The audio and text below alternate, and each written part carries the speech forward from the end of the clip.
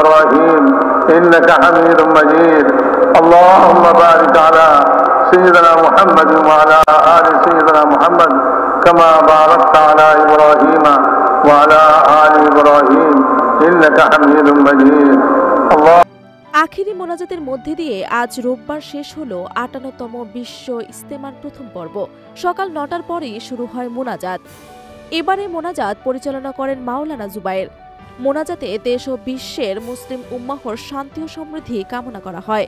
মহান আল্লাহর নৈকট্য লাভের আশায় ভোর থেকে ঢাকা ও আশেপাশের এলাকা থেকে ময়দানে জড়ো হয়েছেন ধর্মপ্রাণ লাখো মুসল্লি। কেউ পায়ে হেঁটে, কেউ গণপরিবহনে, কেউ বা ট্রেনে চেপে এসেছেন টঙ্গীর তুরাগ তীরে। ভোরে ফজরের নামাজের পর থেকেই চলে হেদায়েতি বয়ান। মূলত ইজতেমা শেষ হওয়ার পর ৩ থেকে ১০ দিনের চিল্লায় যান তাবলিগের সাথীরা। সে সময় কি কৌশলে দিনের দাওয়াত দিতে হবে সেই নসিহত করছেন মুরব্বীরা। সকালে বয়ান করেছেন ভারতীয় মাওলানা আব্দুর রহমান। এরপর মাওলানা ইব্রাহিম দেওলা তার বয়ানে ঈমান ও আকীদা পালনের বিষয়ে আলোচনা করেন। তাদের সেই বয়ান বাংলায় ভাষান্তর করে শোনানো হয় মুসল্লিদের। মুসলিম উম্মাহর প্রতি ঐক্যবদ্ধ থাকার আহ্বান সবার। নিজের আত্মশুদ্ধি সহ ইসলামের সুমহান বাণী মানুষের কাছে পৌঁছে দেওয়ার প্রত্যয় সবার চোখে মুখে। উল্লেখযোগ্য, এবছর মোট ৩ পর্বে অনুষ্ঠিত হচ্ছে বিশ্ব ইজতেমা। সূরা নিজাম বা জুবায়েরপন্থীদের দ্বিতীয় পর্ব অনুষ্ঠিত হবে ৩ থেকে ৫ ফেব্রুয়ারি।